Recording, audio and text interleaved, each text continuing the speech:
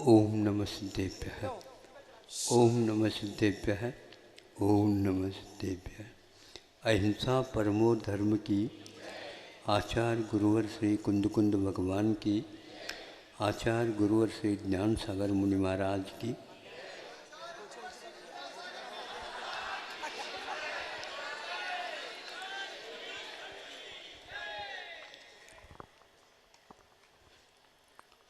आज आर्यो धर्म का क्या परिचय दूँ, कैसे दूँ और किसे दूँ। जो आर्योनिष्ठ हो गए उनको तो देने की आवश्यकता नहीं। अब जो आर्यों के बारे में कुछ परिचय प्राप्त करना चाहते हैं उनको तो दिया जा सकता है, लेकिन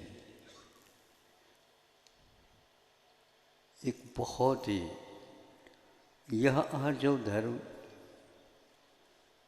बाहर से इसकी पहचान कम होती और भीतर से दूसरे को होना बहुत कठिन है, स्वयं को हो जाती है।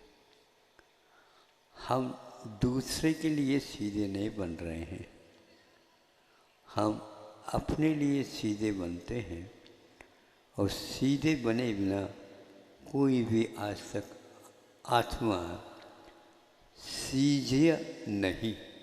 सीझा समझते हो? सीझा यानी सीझता नहीं है, वह कड़ा ही बना रहता है।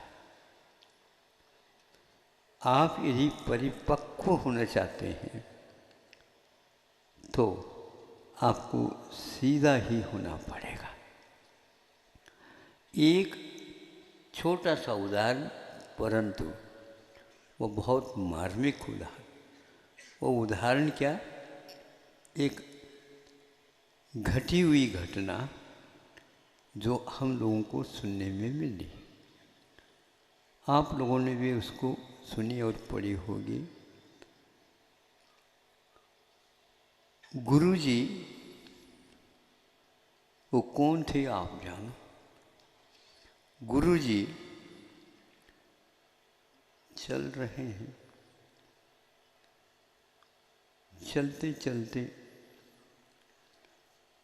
थोड़े से बगल में दृष्टि गई तो एक होनहार बालक खेल रहा है और वो कंचा होते, कंचा, हाँ, तो वो पत्थर के भी हो सकते हैं, कांच के भी हो सकते हैं, कुछ भी हो सकते हैं, किंतु वो खेलता तो होगा, तभी तो हाथ में नहीं रखा। लेकिन वह गोल रहते हैं, एक कंचा के ऊपर एक, एक कंचा के ऊपर एक, एक कंचा के ऊपर एक, इस प्रकार 7, 8, 14 तक 14 गुणस्थान पार कर गए। हाँ, हम तो 14 गुणस्थान पार होने की बात कर रहे हैं। हम ये तो 14 गुणस्थान पार करने की बात कर रहे हैं। गुरु को पार करे या न करे, लेकिन 14 गुणस्थान को कैसे पार किया जाए? 14 कंचा के ऊपर कंचा रखने की क्षमता अपने आप की दृष्टि में और उंगली में नियंत्रण होना और उसकी एकाग्रता का होना, उसने देखा गुरुजी ने ये कहीं माल निर्यात न हो जा विदेश को, इसको मिल जाए, लेकिन कैसे वो खेल रहा। योग की बात है, उसके माता पिता भी उसको ले करके गुरु जी के दर्शन के लिए गए हैं और गुरु जी ने पहचान ली उसको। जब उन लोगों ने दर्शन किए माता पिताओं ने, तो उस समय गुरु जी ने आशीर्वाद दिया, ये कौन है? महाराज ये तो आपका ही लड़का है। तो यही तो हम चाहते थे। पहले ये सभ्यता थी, ये आत्मीयता थी, अथवा ये यूं कह दो है वह आपके लिए। तो सभी बात हो गए, इसको हम पढ़ाएंगे। अब पढ़ाना क्या है, पहले ही पढ़ चुका है। कालांतर में वही अंतिम श्रुत केवली भद्रभाव महाराज बन गए।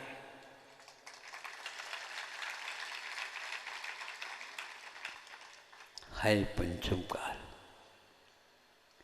और चतुर्थ काल की घटना घटी। इसकी दुर्लभता कितनी होगी? जिसके चरणों में बैठने से विशुद्धि के कारण क्षायक सम्यक दर्शन का लाभ होता है, ऐसा कहीं कहीं ग्रंथों में उल्लेख मिलता है। जो अनंतकालीन दर्शन को मोहित करने वाला दर्शन मोह, जो श्रद्धान को समाप्त कर देने वाला दर्शन मोह को क्षय करने का सौभाग्य प्राप्त होता है, ऐसी विशुद्धि केवली श्रुत केवली तीर्थंकर आदि के चरणों में प्राप्त होता है। किंतु ये कथा ही मात्र हमें सुनने को उपलब्ध हो गई। गुरु जी के मुख से भी हमने सुना। कुंद कुंद का अष्टबाहुड़ हो सकता है, उसमें इसका उल्लेख मिलता है। कुंद कुंद ने बताया कि मैं गमय गुरु के शिष्य हूँ, लेकिन वह गमय गुरु भद्रभाऊ है। और वह भद्रभाऊ कौन? भद्रभाऊ के नाम से दो तीन होंगे, ऐसा इस गाथा के माध्यम से भली भांति होता। जो शुद्ध केवली थे वो हमारे गमय गुरु थे। यानी दूसरे भी कोई भद्रभाऊ हो गए होंगे, उस ओर उनका इशारा नहीं था, किंतु गमय गुरु जो शुद्ध केवली हुए हैं, द्वितीय भद्रभाव शुद्ध केवली नहीं हुए, इनको भी अकाल के समय पर ही इनका भी यह जीवन व्रत सुनने को मिलता है। ये कहना चाहता हूँ कि आत्मा जब परमात्मा बनने योग्य हो जाता है तो आत्मा ही हो सकता, अनात्मा नहीं हो सकता। अनात्मा का अर्थ यह बहिर्मुखी रखने वाला, किंतु आत्मा तो होता है तो वह अंतर्मुखी हो सकता है, किंतु पहले से अनात्मा रहा है तो कैसा हो सकता है? ये तो आचार्यों का कहना है। ऐसी संगति और कुछ भीतरी परिणतियों के माध्यम से यह कार्य असंभव नहीं, किंतु संभव हो सकता है। हम इस दिशा में सोचें।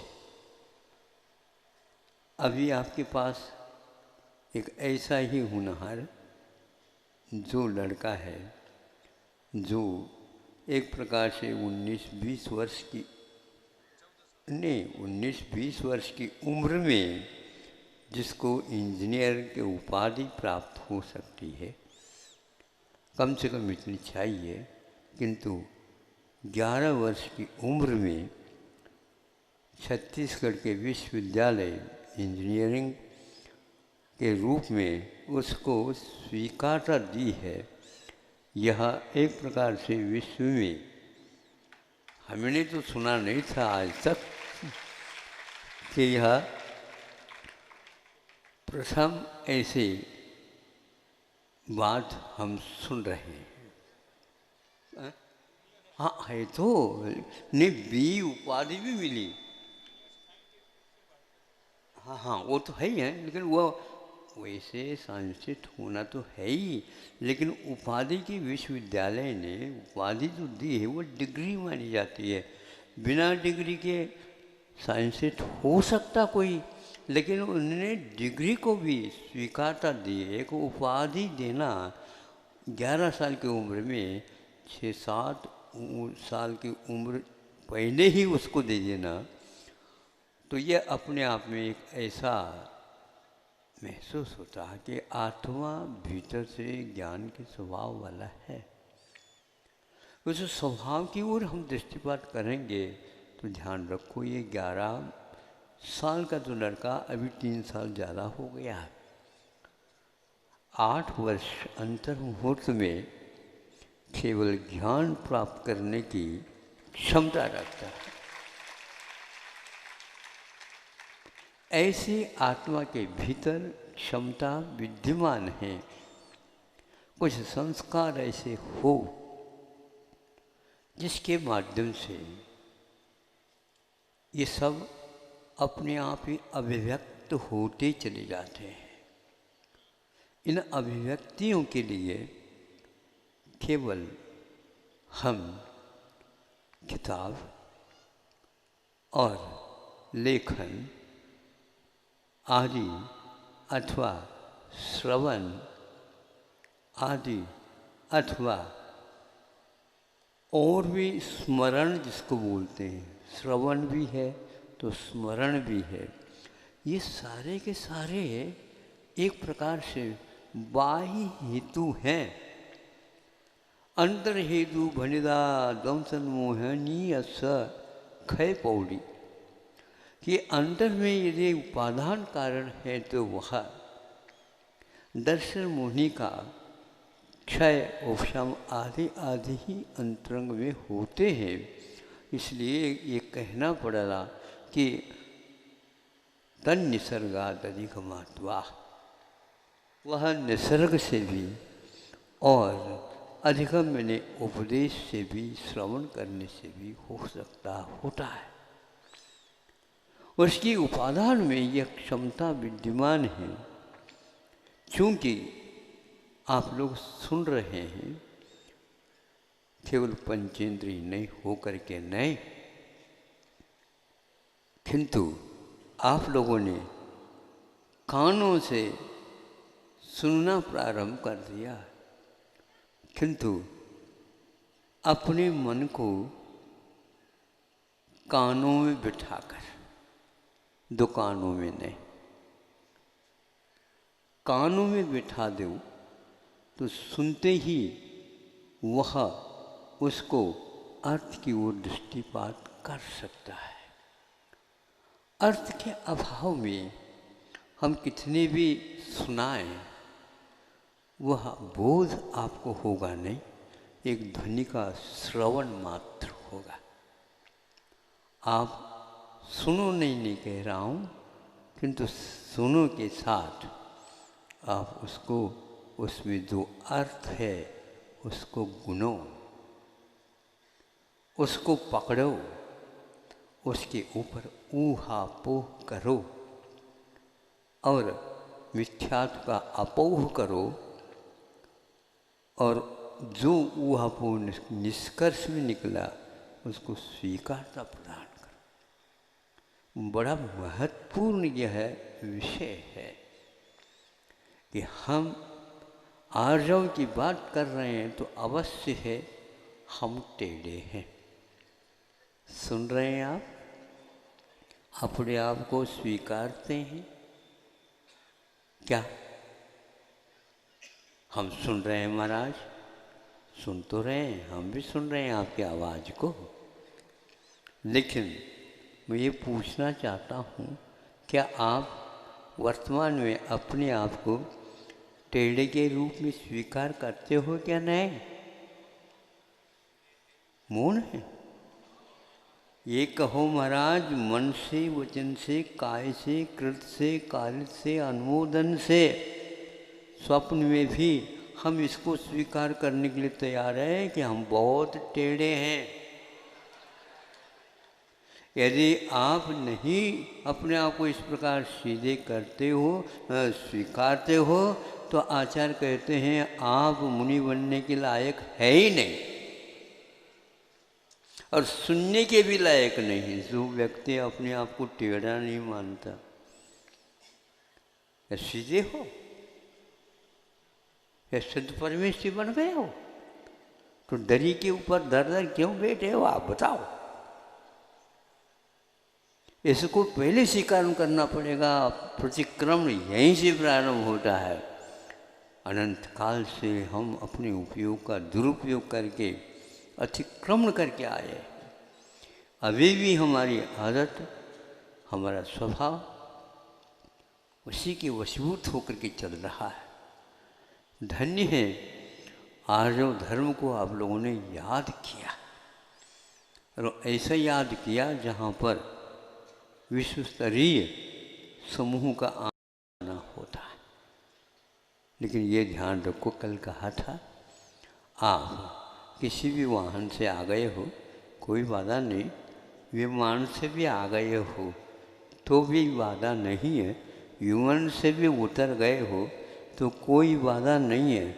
आर्यों को सुनने के लिए अथवा प्राप्ति के लिए आपको विमान होना आवश्यक है।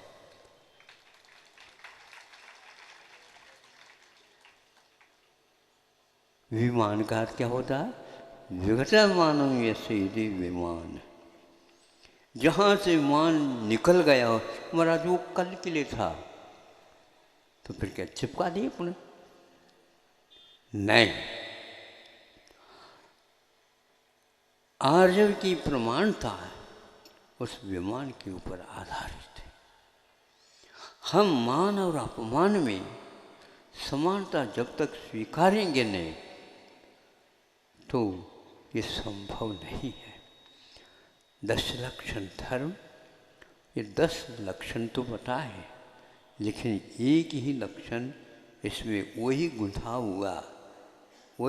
हुआ एक माला के रूप में। 10 मणियों की एक माला है जिसका नाम 10 लक्षण पर्व। एक से एक बन करके वो सारी मणियाँ समान रूप से शक्ति को लिए हुए है। एक का संबंध दूसरे के साथ भी लगा हुआ है। उसमें धर्म की डोर लगी हुई है, और उस डोर को आपने यदि थोड़ा सा खिसका दी, सब बिखर जाए।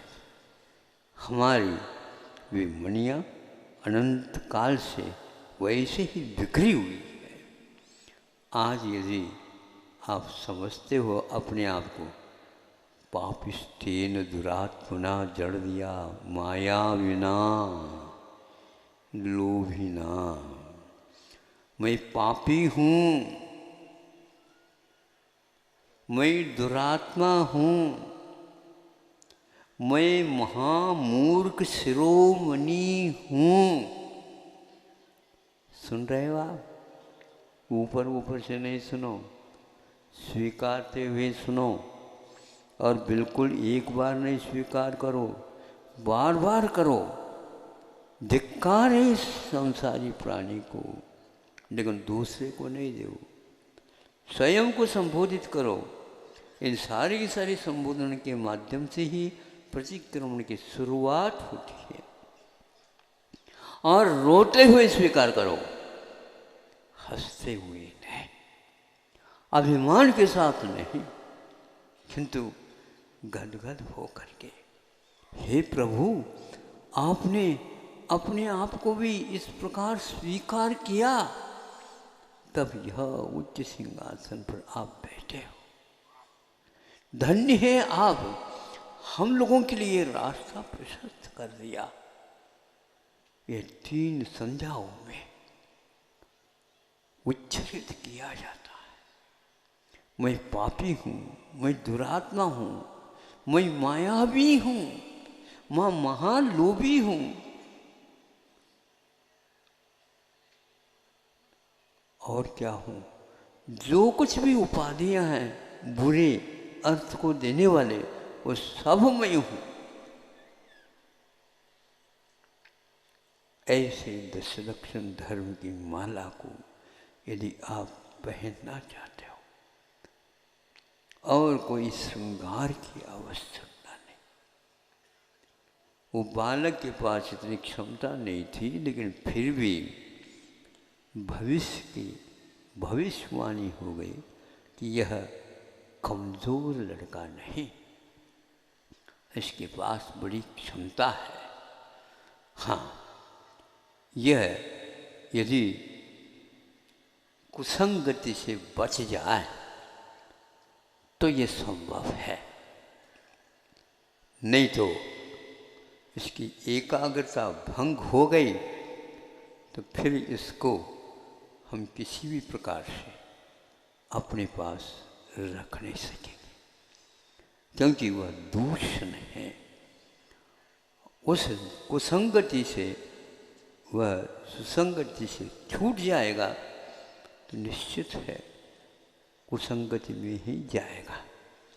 पहले ऐसे ही अपनी संतान को इस संगति के लिए ही बीज राग फल भोगने वाली बात, किसान बीज रखता है और पूरी तो उस खेत में से अच्छी जो सिट्टे बोलते हैं या बाल बोलो, ज्वार की वो तो जैसे मक्का के इत्यादि के उसी प्रकार ढूंढ करके और बहुत साफ सुथरे और भारी पुष्ट धान वाले उस सिट्टे को अलग अलग निकाल करके रख देते हैं और उसकी समूह करके उसको धान रूप में रख करके उसको बंद कर देते। अगले आषाढ़ में इसको खोला जाएगा, तब कहीं जाकर के वह फसल का रूप धारण करता। हमें एक प्रकार से आर्य संगति की बड़ी आवश्यकता है। ये आर्य खंड माना जाता है भारत। इसमें आर्य की परिभाषा तृतीय अध्याय में संभव है। आर्याम लेच्छाश्च, इस सूत्र के तत्वार्थ अपने सर्वार्थ सिद्धि में की गई है। आर्य किसको बोलते हैं? कई लोग कहते हैं आर्य तो भारत में बाहर से आया। हाउ, बाहर वाले आकर के समीक्षा कर सकते हैं और भारत वाले हाउ कह सकते हैं, लेकिन यह सर्वार्थ सिद्धि तो नहीं कह पाएगी। जितने भी धड़ल्ले से इतिहास लिखे जा रहे हैं, लिख गए हैं, उन सब में आर्य की परिभाषा यही है, बाहर से आए, किसी ने बुलवाया होगा। नहीं, ये यहीं के थे, किंतु इतनी यातायात की सुविधा नहीं थी। और किस ढंग से थे? वो आर्य की परिभाषा अद्भुत है। आर्य का अर्थ होता है गुणैर अर्जते वा गुणवद्भिर्वा अर्जते इति आर्य। गुणों के द्वारा पूज्य हो जाता है उसका नाम,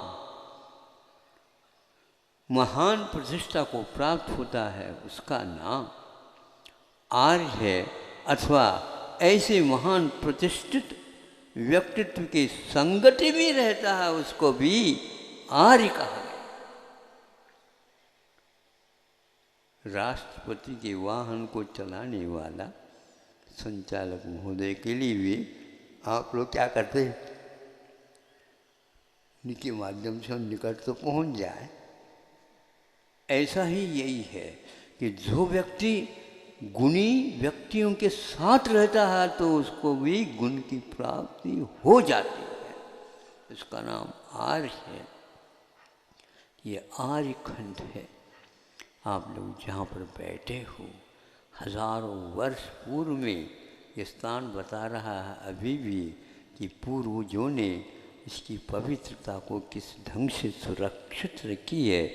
और ऐसे शिलालेख और ऐसे कृतियों के माध्यम से यह आज भी जीवित है। और आज आप लोगों ने ठान लिया हम इसके लिए तन मन धन आदि पूर्वजों ने जो बनाया है केवल उसके लिए हम ऊपर से रंग भी कर दें, चूना भी लगा दें, अहोभाग्य समझेंगे।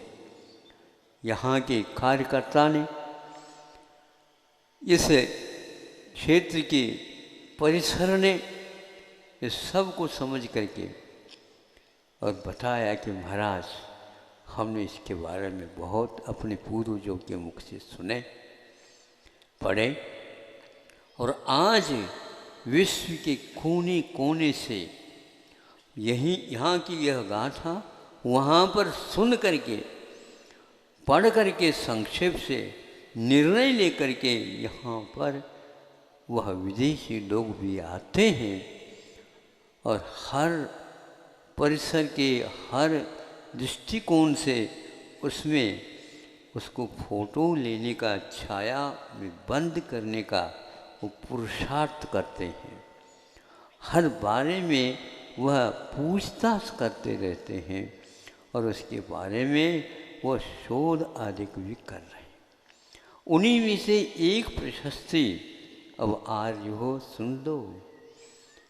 आप लोगों के पूर्वजों ने देखा है, आपको ऐसा लगेगा इस प्रकार की प्रशस्ति शायद शिलालेखों में आप नहीं पाओगे जो यहाँ पर स्वर्णोदय क्षेत्र खजुराहो में लिखा हुआ है। यह उसकी लघुता और सरलता का प्रतीक है। मुझे और कुछ नहीं चाहिए। इसके रचयिता शिल्पी जिन्होंने बनवाया है मंदिर को, उस मंदिर में स्पष्ट रूप से लिखा है प्रशस्ति में, आगामी भविष्य काल में इसका जीर्णोद्धार जो करेगा उस महान आत्मा की मैं अपने आप को कैसे मानूंगा, दासानुदास के रूप में स्वीकार करूंगा।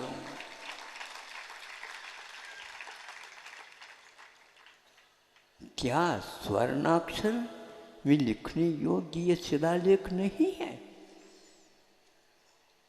इसीलिए इस क्षेत्र का नामकरण संभव है। वह स्वर्णाक्षर के स्वर्णोदय के रूप में रखा गया, ऐसा लगता है। इसमें उसका भाव पूरा का पूरा ऐसा आ रहा है क्योंकि वर्षों तक तो इसमें कुछ होने वाला नहीं है, हजारों वर्ष तक खड़ा है वो। गर्मी, सर्दी और वर्षा और तूफान, झंझा सारे के सारे उसने सब झेले हैं। और वो कह देते हैं कि भैया, क्योंकि काल के द्वारा सभी कुछ न कुछ अवश्य प्रभावित होंगे, कालांतर में यह भी एक घड़ी आने वाली है।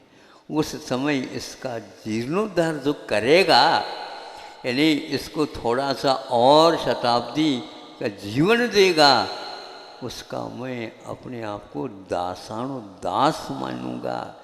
ऐसा तो हमने शिलालेख बहुत सारे सुने पढ़े, किंतु इस प्रकार का शिलालेख नहीं जो यहाँ पर उपलब्ध क्षेत्र में होता है।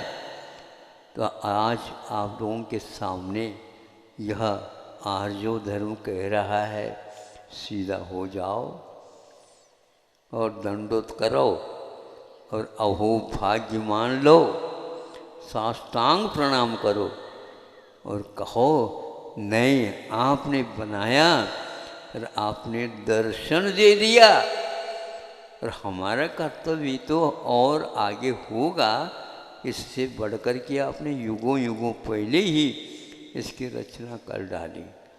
लाखों लाखों भव्य जीवों ने इसका, इस आशय को और दर्शन को, किंतु और कुछ भी नहीं चाहा बदले में। इसका आप उद्धार अवश्य करेंगे। उद्धार का अर्थ होता है उद उपसर्ग पूर्वेण आध्रियते इति उद्धारः। शिरोधार्य जिसको बोलते हैं आप, शिरसा अवधार्यते इति शिरोधार्य। हम प्रणाम करते हैं उन भावों को जिन्होंने इस प्रकार की वीतरागता को सुरक्षित रखने के लिए ऐसा चला, और इसके ऊपर टांकी लगा करके ऐसे शिल्पी के माध्यम से हजारों वर्ष तक ये सारे की सारी कृतियाँ भव्य जीवों की प्रतीक्षा में खड़ी हैं। और हम इसको केवल विदेशों तक ही रख रहे हैं, किंतु उसका बहुमान, उसका सम्मान, उसको किस ढंग से हमें रखना चाहिए, ये आपका जीवन अब सोच ले, विचार कर ले। एक व्यक्ति उस समय बनाया, हाँ भी एक व्यक्ति को इसको देखना ही मुश्किल हो जाएगा। समूह में यदि शक्ति है ऐसा समझते हो, कलौ एकता एव बलम। कलिकाल में एकता ही मात्र बल है, और वह बल का संबल यदि मिल जाता है तो आज भारतवर्ष में आस्था को लिए हुए व्यक्तियों की संख्या की कमी नहीं। मैं सोच रहा था इतना बड़ा सभा भवन बनाया गया है, चातुर्मास में यहाँ पर खून आएगा, कैसे होगा उपयोग। एक भी रविवार या एक भी दिन ऐसा नहीं जा रहा है खचाखच नहीं भरा हो।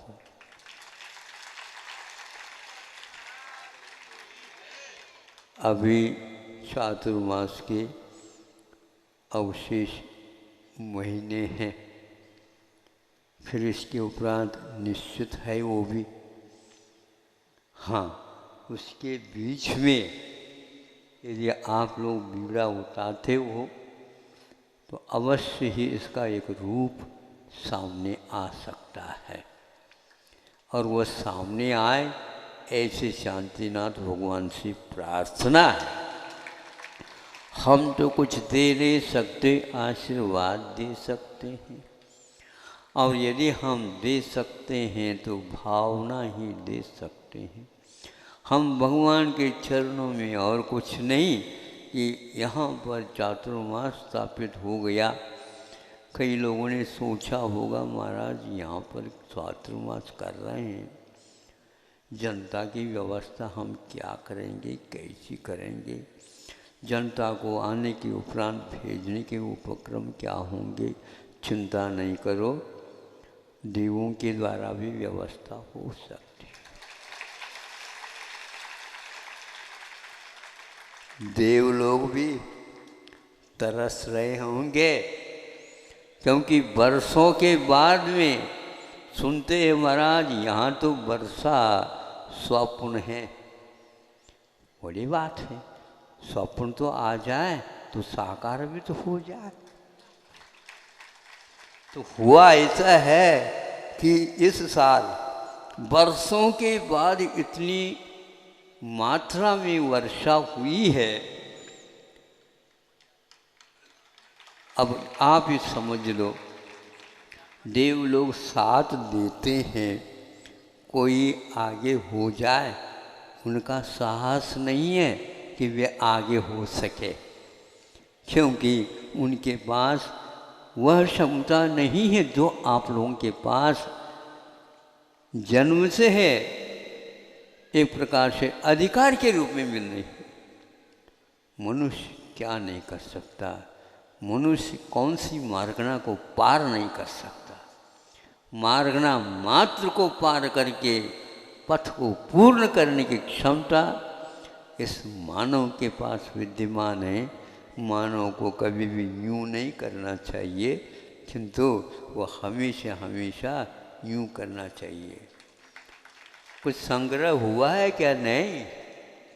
संग्रह हुआ है तो अहोभाग्य समझ लो जो अच्छे कार्यों में उसका व्यय हो जाए। कुछ दुनिया में बैंक ऐसे भी हैं, कोषागार, कि उसमें वो लोग स्वयं ब्याज नहीं देते, किंतु जो रखता है उस बैंकों में धन, वह स्वयं अपनी राशि देता है। यही बात यहाँ पर शांतिनाथ भगवान के चरणों में सीख करके जाओ। और वो भाग्य है, कुछ एकत्रित हुआ है, यहीं पर थैली खाली करके रख दो, सबसे उत्तम होगा। नहीं तो बाद में पश्चाताप ही हाथ लगने वाला। आप देव होंगे तो ज़्यादा पश्चाताप करेंगे। अरे वहाँ पर मैं गया, लेकिन प्रवचन भी सुना, लेकिन फूकट का प्रवचन सुन करके गया। है ये इतना पुण्य खर्च होने के उपरांत भी पुण्य का अर्जन नहीं करोगे। वह पुण्य आपके लिए कहेगा कि मैं अन्यत्र जाना नहीं चाहता हूँ, क्योंकि ऐसे भक्त मुझे कोई भी नहीं मिलेगा।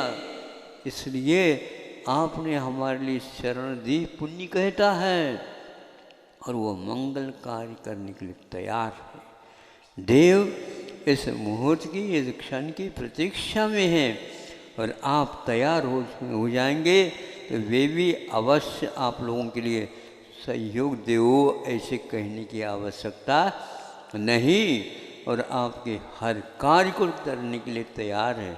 उसमें कठिनाई अवश्य होती है, क्योंकि देव लोग प्राय करके प्रभावित नहीं होते, क्योंकि वह देवादिदेव के निकट हमेशा हमेशा रहा करते हैं।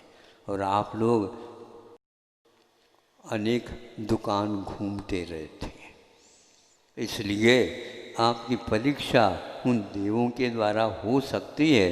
इसमें यदि पास हो जाएं, किसकी कृपा से?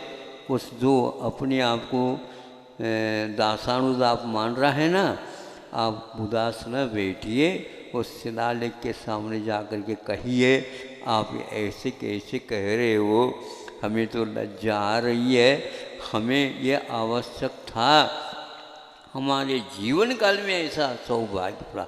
1000 वर्ष व्यतीत हो गए, किसी को यह सौभाग्य नहीं मिला, और आप लोगों के जीवन में ये चातुर्मास कैसा मिला, हमें भी समझ में नहीं आ रहा है।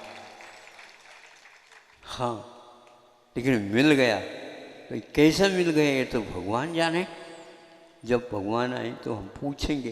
पूछने के लिए ज़्यादा समय न खर्च करके मैं ये कहूँगा कि आप लोगों का ये कर्तव्य है, और एक प्रकार से इस कर्तव्य से आप लोगों को विमुख नहीं होना।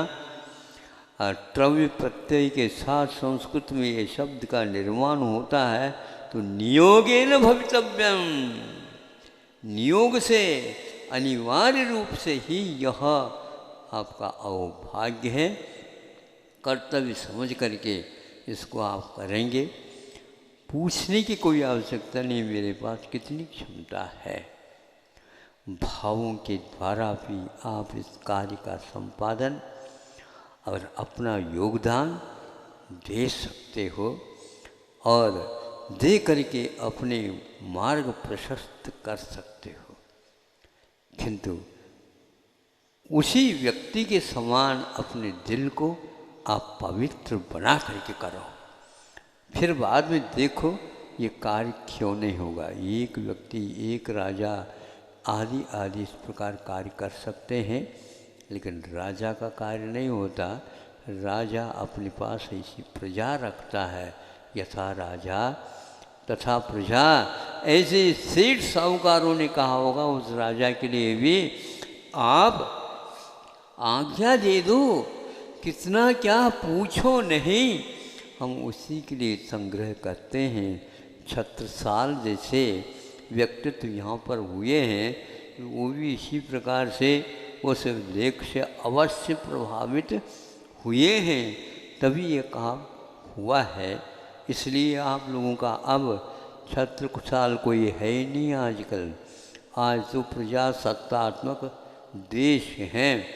हाँ, तो प्रजासत्तात्मक देश है, प्रजा को ही राजा के, प्रजा के लिए, प्रजा के द्वारा ही यह अनुशासित, यह शासन पद्धति जो आपके द्वारा ही चुन करके और ऊपर भेजा जाता है।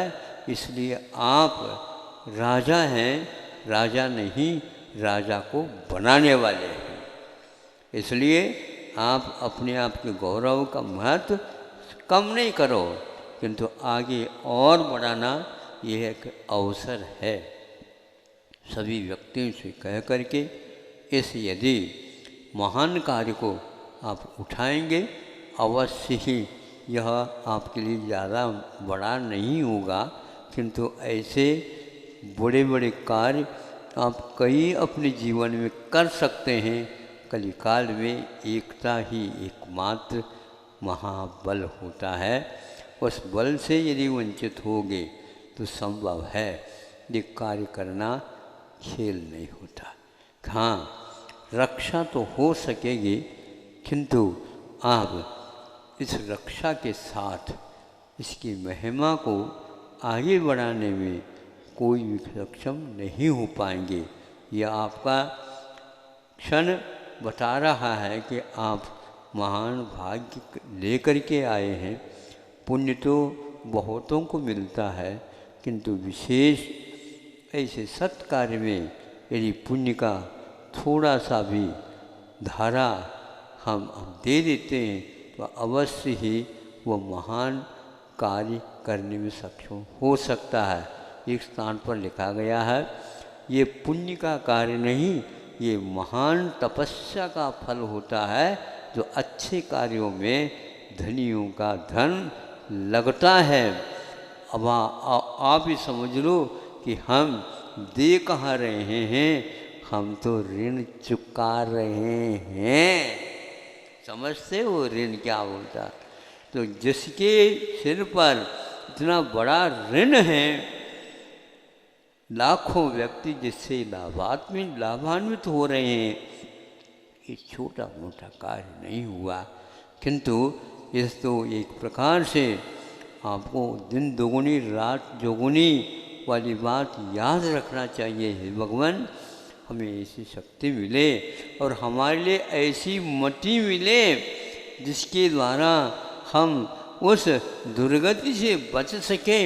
इस महान कार्य करके हम उन सोपान के ऊपर भी अपने पैर रख सकें जिन पर महान दिगंबरों ने भी अपने पैर रखते हुए उस मंजिल तक अपनी यात्रा पूर्ण की है। ऐसा ये अवभाग्य आप लोगों के लिए चातुर्मास के काल में 10 लक्षण धर्म के पर्व के निमित्त से ये 10 दिन मिले हैं। आप लोग 10 दिन मिल कर के यहाँ पर धर्म साधन कर रहे हैं। बहुत ही विकल्प थे, लेकिन यहाँ पर एक प्रकार से व्यवस्था के नाम पर तो आप जान ही रहे हैं, परिचित हो गए हैं। लेकिन कोई भी व्यक्ति यहाँ पर मांग नहीं कर रहा है, क्योंकि आप जैसे ही वे भी हैं यहाँ के थोड़े से व्यवस्था करने वाले, झाड़ू हाथ में ले रहे हैं, या वो भाग्य है। ध्यान रखो, अन्यत्र झाड़ू लगाने के लिए व्यक्तियों को आप प्रतीक्षित करो और नियुक्त कर सकते हो, लेकिन भगवान के दरबार में झाड़ू लेने के लिए पीछे से कम महत्व नहीं दो। हाँ, ये पीछे है। एक प्रकार से भगवान के दरबार में आप झुक करके वहाँ पर साफ सफाई कर रहे हो, ये आपका अहोभाग्य समझ लो।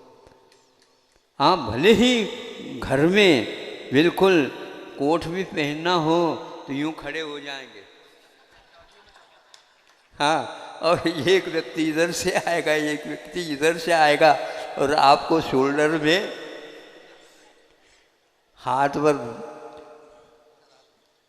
फैलाना है और बटन भी वही लगाएगा और दर्पण भी आपको ये वही दिखाएगा। तब कहीं जा कर के आप आँखों से अपने आप की पहचान कर पाएंगे। ये अच्छा लगता है क्या? नहीं, क्योंकि हम राजसी ठाठ का अनुभव कर रहे हैं, लेकिन भगवान के सामने ऐसा न करियो। हाँ, उनकी धारा, उनके ऊपर धारा लगाओ तो उसको एक एक बार, एक एक बूंद की कीमत सौदर माता है। और पांडुक शिला पर श्री जी का नमन आदि करता है, ध्यान रखो वह आसमान क्षायिक समय दृष्टि होता है। और ये अभी आज का जन्मा हुआ है, लेकिन उस गंधर्व को किस ढंग से वह ले जाता अपने स्वर्ग में। अवशिष्ट जो कोई भी व्यक्ति है वहाँ पर बहुत बहुमान के साथ उसका ले जाता है और उसको सिरोधार्य कर लेता है और सबके लिए वह देता है। सभा में कहता है कि ऐसा एक पुण्य व्यक्तित्व वहाँ पर जन्म ले करके और विश्व को ही उपदेश देगा। और ऐसा पुण्य का अवसर वे देवलोक भी स्वर्ग को खाली करके यहाँ पर आते हैं। और उनका एक कर्तव्य होता है यहाँ आने के उपरांत, वह ऐसा नहीं कि यहाँ पर बैठ करके हम केवल सुनेंगे, नहीं, जो बैठे हैं उनकी व्यवस्था के बारे में भी वह सब कुछ करते रहते हैं। उसको और आप मत देखो, व्यवस्था तो एक औपचारिकता है। पुण्य यह भी एक कुछ समय के लिए बंधा हुआ स्वरूप है और अपने अवधि को पूर्ण करने के उपरांत ये भी बिखरने वाला है। जब ये समोचन लगता है, ये भी बिखरने को ही होता है। समय की देरी है, उस देरी होना नहीं, उससे पूर्व में आप इस कार्य का संपादन करेंगे। अभी उत्साह के साथ आप लोगों ने उन प्रतिमाओं के बारे में सोचा है। अभी तो यह मंगलाचरण मात्र हुआ है। ऐसे मंगलाचरण यहाँ जहाँ कहीं से भी आप आए हैं वो सारे लोग अवश्य आएंगे और अपना जो कुछ भी है उसके लिए अहोभाग्य समझ करके ये कार्य करेंगे। क्योंकि देश के ही नहीं, विदेश के लोग भी यहाँ पर बहुत श्रद्धान के साथ अहिंसा के बारे में एक हफ्ते में 1 दिन, 2 दिन, 3 दिन गिन करके, हाँ, आप लोग तो जीवन पर्यंत ही एक प्रकार से शाकाहारी बने हो, लेकिन हम प्रयास करते हैं हमारे एक दिन भी मिल जाए। 1 हफ्ते में 1 दिन भी होता है तो कम से कम भी 50 दिन तो 1 वर्ष में हो ही जाएंगे। 2 दिन हो जाए तो 100 दिन हो जाएंगे, तो 100 दिन एक और दिन बढ़ा देंगे तो कितने होंगे। हाँ, ऐसी स्थिति में वह जीवन समग्र को भी सोच सकता है। ऐसे भी विदेशी लोग आते हैं, पूरे समग्र जीवन के लिए अहिंसा को स्वीकार करने का संकल्प किया है। और वह संकल्प ये इसके बिना नहीं होते। ऐसे स्थानों में जाने के उपरांत ही ऐसे भाव होते हैं। गदगद भाव से वो इसको स्वीकार करके कि वह केवल सुनते हैं और देखते हैं, बोलते बहुत कम हैं। क्योंकि उनकी बोली को आप नहीं समझ सकते हैं, आपकी बोली को वो नहीं समझ सकते। बीच में कुछ लोग होते हैं गाइड करने वाले, उनका भी वो भाग्य है, आपकी बात उन तक पहुंचा देते हैं और उनकी बात अपने पास पहुंचा देते हैं। इस प्रकार यदि आदान प्रदान होता है तो ये बहुत ही बड़ा काम हो सकता है। आप लोगों का कर्तव्य है और आपके सामने ये बात कही। अंत में एक मात्र छोटा सा उदाहरण आपके सामने रखना चाहता हूँ और उसमें शब्द कम और आप उसमें उस गतिविधि को ही एकमात्र देख करके समझने का प्रयास करेंगे और वह है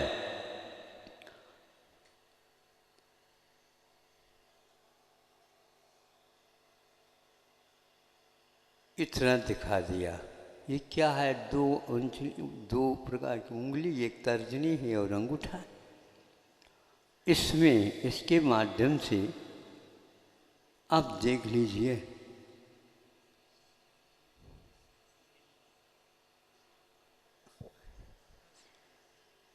क्या हो गया।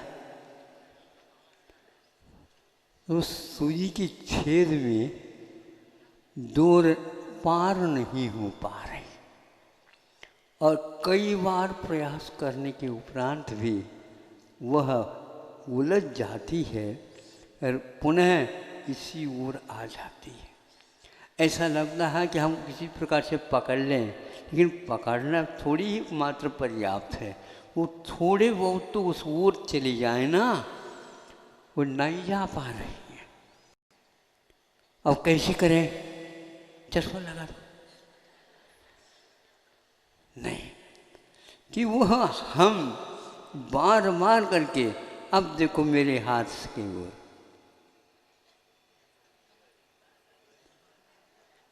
उस डोर की छोर पर तर्जनी और अंगूठे से उसको मल दिया।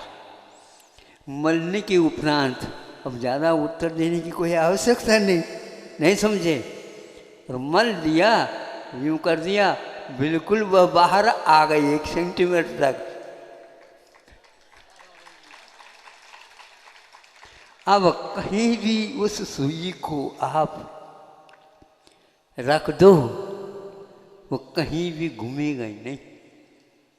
उसी प्रकार आज आप लोग उस सुई की छेद में इस सूत्र को पार करवा दो, फिर तो आप कहीं भी चले जाओगे तो भी आपकी सुरक्षा तीर्थंकरों के द्वारा जो तीर्थ का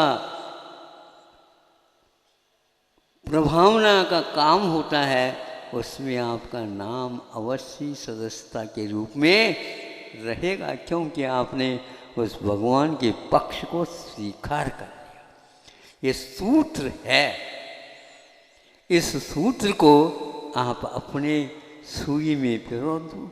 ये फिर कितने भी आप इसके के द्वारा वस्त्रों का निर्माण और जो फटे हैं, 2 भागों में विभाजित हैं, उनको आप एक वस्त्र के रूप में निर्माण कर सकते हो। यही एकमात्र तात्पर्य है। वैसे तो हम आपको देखने से बहुत सारे उदाहरण सामने आते हैं, लेकिन समय भी बहुत कम है। पर्याप्त समझता हूँ कि वचन बहुत कमज़ोर होते हैं, गतिविधि बहुत अर्थ को देने की क्षमता रखते हैं। इसलिए हमने आपको सामने सुई और डोर के उदाहरण के माध्यम से प्रवचन नहीं दिया, किंतु आप इसको अवश्य याद रखना। अकेले में और यह स्पष्ट दिखेगा, अवश्य दिखेगा। एकाग्रता के साथ आप लोगों ने सुना, देखा और आज मंगलाचरण हुआ है। इस मंगलाचरण का परिणाम अल्प समय में बृहत हो, इसी भगवान के साथ भावना के साथ वक्तव्य समाप्त। आर्जव उत्तम आर्जव धर्म की बोधि समाधि परिणाम सिद्धि, स्वात्मोपलब्धि शिवसव की सिद्धि, चिंतामणिं चिंतित वस्तुदाने त्वां मंदमानस्य मम